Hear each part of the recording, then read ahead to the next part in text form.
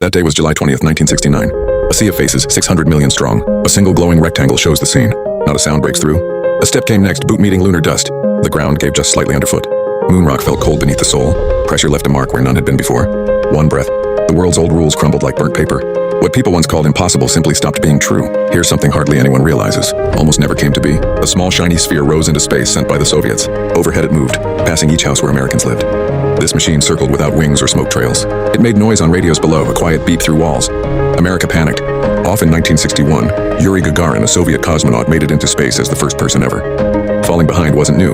This time it stung harder than before. The lead kept slipping mile after empty mile. Facing lawmakers that day, President Kennedy tossed out a dare few thought possible. With every eye on him, he claimed America would land a man on the moon before decade's end. The room fell silent, stunned by the scale of it. No one had ever proposed such a leap so boldly.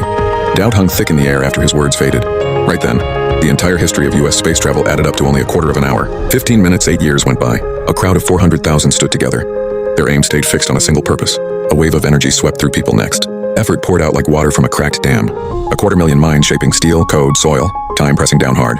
Towering above 36 floors, those rockets reached for the sky. Code came to life through handwritten lines one after another. Each spacesuit took shape slowly, sewn part by part across long hours. A spark turned deadly that day in 1967, when flames swept through a capsule on the launch pad. 3 lives were lost mid-test, not in flight but while fastened inside metal walls, smoke-filled corners where tools lay untouched. The mission never launched, yet ended in silence. Almost came to a halt, the program kept stumbling forward. Back on its feet, NASA started fresh. A new look took shape slowly, still moving forward without pause. Bigger than one stumble, that aim kept moving. July 20th, 1969. Footsteps away from lunar dust. Neil Armstrong guides the module down. Close behind, Buzz Aldrin watches every meter drop. The lander inches forward, then settles into stillness. Moonlight glints off their visors. Ground control waits silent. A new chapter lands softly, not with noise but breath. Fires light up the screen. Straight down, the landing system points toward jagged rocks. With his hands on the controls, Armstrong guides the craft himself. Flicker of red on the dash. 60 breaths left till the system shuts it down. Floating above the rocks, he moves without sound. Ground level is what he needs now. Stillness wraps around him like frost. Fuel down to 20 seconds now. Time slips fast when you're burning through what's left. Hold still. The quiet hangs just for a moment. Houston Tranquility Base here. The Eagle has landed.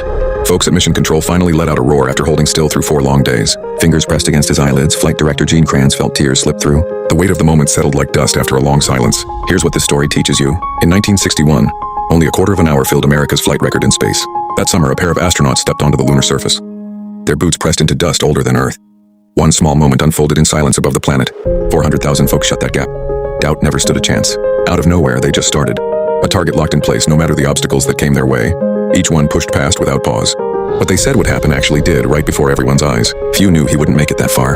That moment, his voice turned thought into something you could touch. A dream kept going after its creator died.